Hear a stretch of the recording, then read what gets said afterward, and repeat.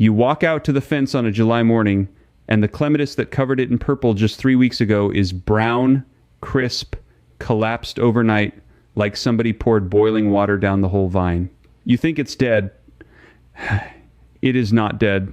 Not even close. That vine can come roaring back this very same summer, greener and fuller than it was before, and it will cost you almost nothing to make it happen. We have done this on our land for as long as I can remember. My grandfather never once bought a bottle of anything to bring a clematis back. But the garden center down the road has a whole shelf of powders and sprays with a pretty purple flower printed on the front, and they have no reason on this earth to tell you the truth. The truth is that a wilted clematis most often saves itself for less than the price of a cup of coffee, if you just know the 3 things my people have always known. So stay with me. Right around the middle of this, I'll show you exactly how to bring a clematis that looks stone dead back to life the same way my father did it behind our milk house, using nothing but what you already have in your kitchen and your yard. No special product, no fancy tool, nothing you'd have to drive to town for. Before we go one step further, do me a small favor. Drop your state or your growing zone down in the comments below so I know who I'm talking to and what your summers look like. It matters more than you'd think, and I read every one. Now let me tell you where I learned this. When I was a boy in Lancaster County, we had a clematis my grandmother planted by the corner post of the front porch, the deep purple kind, and every few summers it would just fall over dead in the heat. The English neighbors would have torn theirs out and gone to buy a new one. My grandfather would kneel down in the dirt, take out his knife, and do one thing. By the end of that same season, that vine was back up the post like nothing ever happened. I saw it with my own eyes more times than I can count, and it took me most of my life to understand why it worked. Now I'm going to hand all of it to you. Here's the first thing nobody tells you, and it's the thing that changes everything. When a clematis wilts and browns like that in July, 90% of the time, the roots underground are perfectly alive, perfectly healthy. It's only the top that's dying. Let me explain what's really happening, because once you see it, you'll never panic again. There's a fungus that lives in the soil and on the stems of clematis. The plain name folks use is Clematis wilt. The scientific name is Phoma clematidina, and the Royal Horticultural Society over in England spent years studying it because clematis is one of their most beloved vines, and it kept dropping dead on people for no clear reason. What they found is this: that fungus gets into the stem, usually down low near the ground, and it plugs up the plumbing of the plant. A clematis stem is full of tiny pipes that carry water up from the roots to the leaves and flowers. When the fungus blocks those pipes, the water can't get up top anymore. So the whole vine above that one clogged spot wilts and browns in a day or two. It looks like the plant died, but it didn't. The plant just lost its water line, the way a house goes dry when one pipe bursts, even though the well out back is still full. And this is the part the garden center will never lead with, because there's no money in it. The RHS trials found that the crown of the plant, the base, right at the soil line and just below it, almost always survives that fungus. The roots survive, the buried buds survive. So the cure is not a bottle. The cure is your pruning shears and 5 minutes of your time. Here's exactly what to do, and there's no guessing to it. When you see a stem wilt and go brown, you follow that stem down, all the way down to where it meets the ground. You cut it off clean, right at the soil line, or even an inch below the soil if you can work your shears down there. You cut out every brown collapsed stem the same way. Don't be gentle about it. Don't try to save the sad brown part. Take it right off. Then you gather up every scrap of that cut material and you carry it away and burn it or bag it. You do not leave it lying on the ground, and you do not put it in your compost, because that fungus will just sit there and come back for the rest of the vine next month. My grandfather always burned the cuttings in the trash barrel behind the barn. I understand now that he was killing the fungus so it couldn't spread. He didn't have the fancy name for it. He just knew. Now, here's what happens next. And it's the reason this whole video exists. Because you planted it right, and I'll show you how to plant it right in a few minutes. Even if yours is already in the ground, there are living buds hidden below the soil line. Within 2 to 4 weeks, in the warm July soil, those buds push up brand new green shoots, fresh, clean stems the fungus never touched. By the end of summer, you've got a vine again. That's why the old-timers never mourned a wilted clematis. They knew a wilt is a haircut, not a funeral. But here's what troubles me.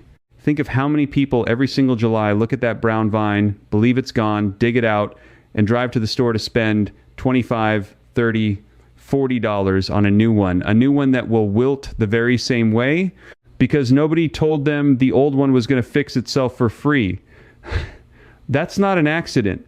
Somewhere, somebody counts on you not knowing this.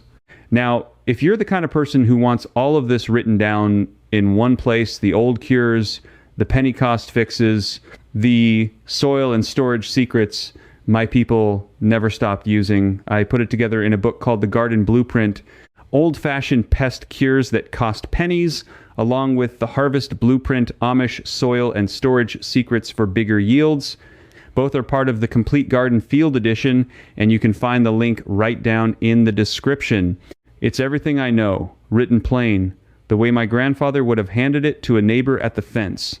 So that handles the vine that's already wilted. But now you're probably asking the smarter question, why does it keep happening at all? Why does clematis wilt in the heat when so many other vines don't? And the answer to that leads us straight into the second thing my people always did, the thing that stops the wilt before it ever starts. Here's the old saying that's been passed around clematis growers for 100 years, and it turns out to be exactly right. A clematis wants its head in the sun and its feet in the shade, cool roots, warm top. Get that one thing wrong, and you fight wilt and stress all summer. Get it right, and the vine mostly takes care of itself. Let me tell you why this is true. In plain terms, a clematis vine loves to climb up into full sun to flower. That's the head in the sun part, and most folks get that right. They plant it where it gets 6 hours of light, so it blooms heavy. But the roots are a different animal entirely. A clematis is a woodland plant at heart. In the wild, its roots grow down in the cool, shaded, damp earth at the foot of trees and shrubs, protected from the baking sun. When you plant one out in the open against a bare fence, that root zone heats up like a skillet in July. Hot, dry roots can't pull up enough water to feed all those leaves and flowers up top. The plant gets stressed. And a stressed clematis is exactly what that wilt fungus is waiting for. A weakened plant is far easier for the fungus to overtake than a strong, well-watered one. So the old cure is beautiful in how simple it is. You shade the feet. You keep that root zone cool and moist, and the whole plant relaxes. Now, the garden centers have an answer for this too. Of course, they'll sell you decorative mulch by the bag and special root cooling collars and companion plants in little pots to tuck at the base, all of it dressed up and marked up. My grandfather used a flat rock. That's it. A flat field stone, about the size of a dinner plate, laid right down over the root zone at the base of the vine. We had 100 of them from clearing the fields. That stone does 3 jobs at once. It shades the soil so it never bakes. It holds the moisture in the ground underneath so it doesn't dry out. And overnight it stays cool and even collects a little moisture underneath from the earth's dew, feeding the roots right where they need it. One stone, free. It'll outlast you and me both. If you don't have a flat stone, you do the same job with a good 3 to 4 inches of mulch spread out in a circle 1.5 feet wide around the base wood chips, straw, shredded bark, grass clippings that have dried, whatever you've got. But here's the one thing you must get right, and almost nobody does. You keep that mulch pulled back 2 or 3 inches away from the actual stems. You don't pile it right up against the crown. Because if you bury those stems in wet mulch, you've made a warm, damp nest, and a warm, damp nest is exactly where that wilt fungus breeds. So you cool the roots, but you keep the neck of the plant open to the air, cool feet, dry ankles, sunny head. That's the whole secret of it. And you can do this today, this weekend, to a clematis that's already in the ground and struggling. You don't have to dig anything up. You just lay the stone or lay the mulch, give it a deep, slow soak of water, and you've cut its stress in half by evening. But cooling the roots keeps the vine alive. It doesn't make it bloom its heart out. And July is exactly the month a clematis is either gearing up to give you a second flush of flowers or giving up for the year. Which one you get comes down to the third thing. And this is where I have to tell you about the biggest waste of money in the whole business. Walk into any garden store in July and you'll find bottles and boxes of Clematis food, special blooming formula, rose and flower food, little blue crystals, expensive brown liquids, and always that promise on the label, feed this or your flowers will be small and few. People spend more on flower food over a lifetime than they ever spend on the plants themselves. And here is the plain truth my grandmother knew standing in her kitchen. Almost everything a clematis needs to bloom big in July is already sitting in your house for pennies, and it was there long before anybody bottled it up and put a flower on the label. Let me tell you what a clematis is actually hungry for in midsummer, because once you understand it, the whole expensive shelf falls apart. A plant that's about to flower needs mainly two things. It needs potassium, that's the mineral that drives flowering and strong stems and helps the plant handle heat and drought. And it needs magnesium. That's the mineral sitting right at the center of every bit of green in every leaf. Here's a fact most folks never learned in school. The green stuff in a leaf, the chlorophyll that catches the sunlight and feeds the whole plant, is built around a single atom of magnesium in the very center of it. No magnesium, no green, no energy, no flowers. When a clematis goes pale and yellow between the veins of its leaves in summer, that's very often plain magnesium hunger, and it's starving right in front of you. So here's what we did, and what I still do, for the potassium banana peels. Just the peels from the bananas you already eat. Potassium is the mineral bananas are famous for, and it doesn't leave when you eat the fruit. A great deal of it is right there in the peel. You take 2 or 3 banana peels, chop them up with a knife, and you either dig them into the soil a few inches down in a ring around the base of the clematis, or you drop them in a jar of water for a few days and then pour that water around the roots. The soil life breaks the peel down and hands that potassium right to the roots. Do it once every couple of weeks through July, and you're feeding the very mineral that special blooming bottle is charging you for. For the magnesium, Epsom salt. Now, this is the one I want you to hear clearly, because there's real research behind it and real limits to it. Epsom salt is not really a salt like table salt. It's magnesium, sulfate, magnesium, and sulfur. 2 things a flowering plant actually wants. It costs a few dollars for a box big enough to last you 2 summers, and it's sold as a foot soak, not as a garden product, which is exactly why nobody thinks to use it and exactly why it's cheap. You mix 1 tablespoon of Epsom salt into a gallon of water, stir it till it dissolves, and you pour that around the base of the clematis once in early July, and once more 3 or 4 weeks later. That magnesium goes to work building green in the leaves, and greener leaves mean more energy, and more energy means more flowers. Some folks also mist it lightly on the leaves in the evening, and the plant can take a little in directly through the leaf that way. Now here's where I have to be honest with you, plain and straight, the way a good neighbor would.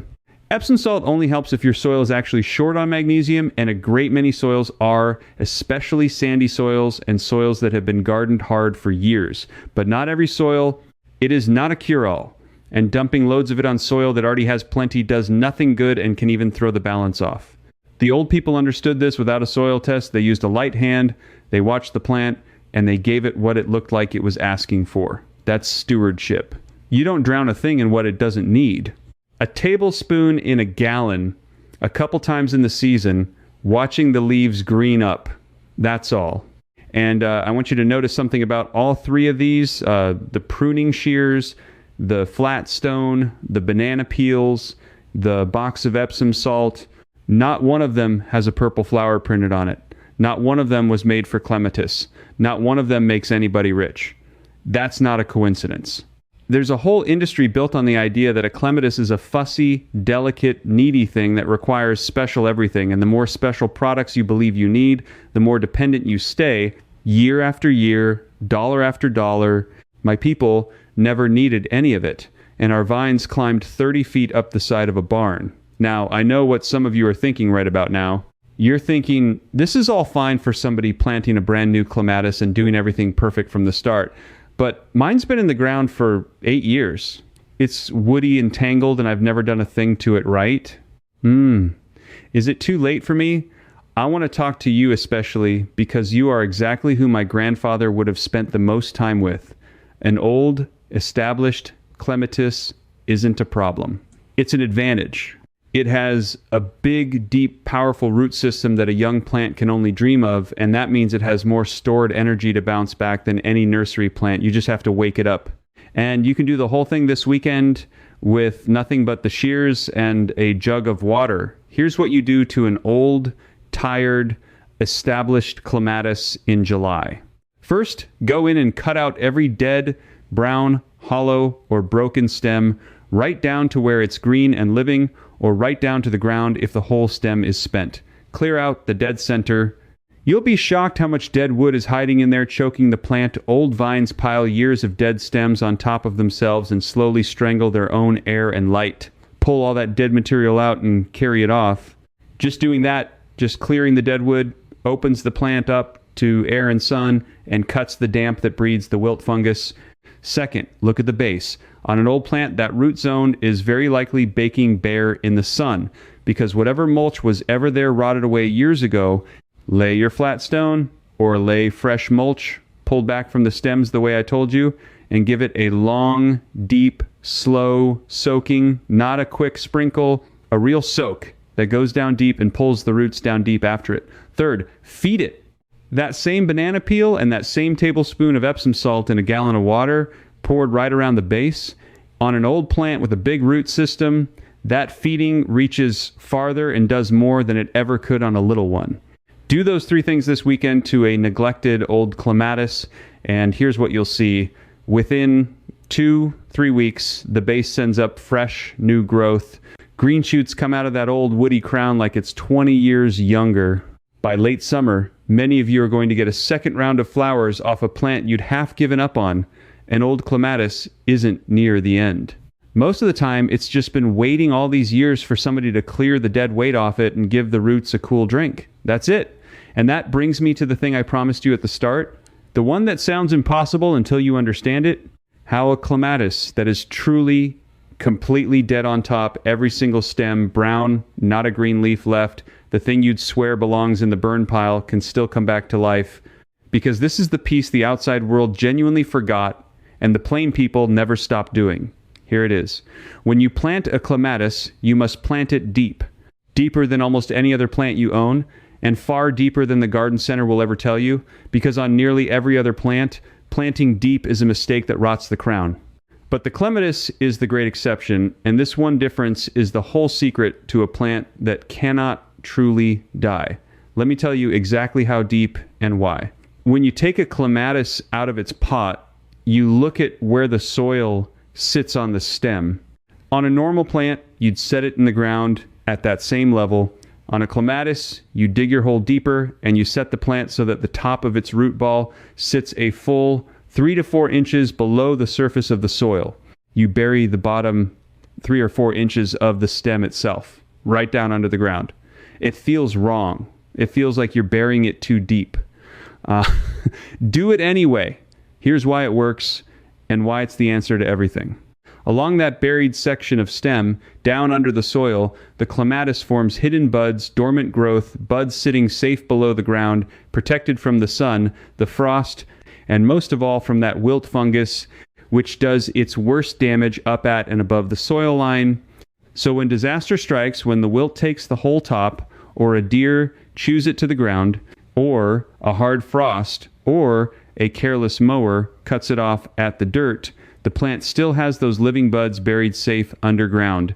And from down there, from below the wound, it simply grows itself a whole new plant.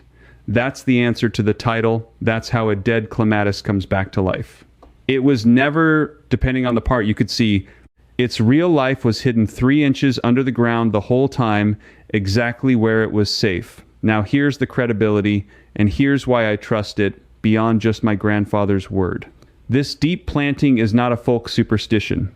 The Royal Horticultural Society, the same people who studied that wilt fungus, recommends this exact thing. Planting a clematis with the crown a few inches below the soil surface precisely because it protects the plant from clematis wilt and lets it regenerate from below ground when the top is lost. The old nurserymen in England, the famous Clematis growers, have taught it for generations. The land-grant extension folks here teach the same. The science quietly confirms what my people did without ever writing it down. You bury the crown, and you make a plant that death has a very hard time keeping. So what about the Clematis you already have in the ground? Planted at the wrong depth by you or by whoever came before you, sitting too shallow with its crown exposed? You have two good choices, and both are free. In spring or in the cool of fall, you can gently lift the plant and replant it 3 or 4 inches deeper. An established one takes this. Fine if you're careful with the roots and keep it watered after. Or, the easier way, the way I'd tell most of you to do it, you simply mound good soil and compost up over the base of the plant, 3 or 4 inches deep, burying that lower stem right where it stands. So, either way, you've now built that safe underground zone where new buds can form. You've turned an ordinary clematis into one that can rise from the dead, and it cost you nothing but a shovel of dirt in 10 minutes. Let me put the whole thing together for you the way my father would have, standing at the fence, so you carry it out the door with you. When your clematis wilts and browns in July, you don't mourn it and you don't replace it. You cut every brown stem down to the ground, you burn the cuttings, and you wait for it to push new life from below. You keep its feet cool and shaded with a flat stone or a ring of mulch held back off the stems, so the wilt never gets its grip in the first place. You feed it what it's actually hungry for, potassium from the banana peels you'd have thrown away, and a light hand of magnesium from a cheap box of Epsom salt instead of a shelf of bottles with flowers painted on them. And whether you're planting a new one or fixing an old one, you bury that crown deep, 3 to 4 inches under, so the plant keeps its real life hidden, safe underground where nothing can take it. Do those things, and a clematis becomes just about the hardest plant in your whole yard to kill. Now think back on all of it for a moment. The pruning shears you already own, the stone from your own yard, the banana peel from your own breakfast, the box of Epsom salt from the foot of your own bathroom cabinet, a shovel of your own dirt. Every single answer was already yours, already sitting in your house and your yard, already free. And for years, the outside world has been quietly telling you the opposite, that this plant is delicate and needy, that you're not equipped, that the answer is always one more product on one more shelf. That was never true. What they sold you wasn't clematis food. What they sold you was the belief that you couldn't do it yourself. My people were never allowed to believe that, and it turns out that not believing it was worth more than anything in the store. You are the kind of person who would rather learn the thing once and do it yourself for the rest of your life than pay somebody a little more every single year for what the good Lord already provided free. That's not being cheap. That's being the sort of steward my grandfather was. You use what you're given, you waste nothing, and you pass the knowing on to the next person so it doesn't get lost. That's exactly what you just did by sitting here with me. So do this for me now. Go back down to the comments and tell me your state or your growing zone if you haven't yet. And while you're there, tell me one more thing. Tell me whether your clematis this year is a wilter that browns out on you or a shy one that just won't bloom the way you want. Write it down there plainly, wilter or shy bloomer, because I read them and it tells me exactly what to make for you next. Don't just think it and scroll on. Take the 10 seconds and type it, because the folks who write it down are the ones I answer. And if you want to keep going down this road with me, the road of doing it the plain way, the old way, the way that keeps your money in your own pocket and the knowing in your own hands, then come along and subscribe, not to support some channel, but because you're one of us now, one of the people quietly taking back what was always ours to begin with. Next time, I'm going to show you the one thing to do to your hydrangeas in late summer that decides what color they bloom the following year, the trick that lets you turn them blue or pink on purpose for pennies with something already under your kitchen sink. My grandmother did it with a single handful, and the neighbors never could figure out how. Stay with me, and I'll hand you that one too. I'll tell you the rest right here. Inside the Amish field circle. This video gave you the overview, but members get the crown level cure, picking up right where I stopped. And you can ask me your own question, and I answer you myself. No robot. You won't be doing this alone. Old ways growers, just like you are, already in there with me. Just point your phone's camera at the code on your screen. Cancel anytime. Come join me. If this helped your clematis, do stay with me. Subscribe and look through my other videos where I share more simple ways to bring your garden back to life.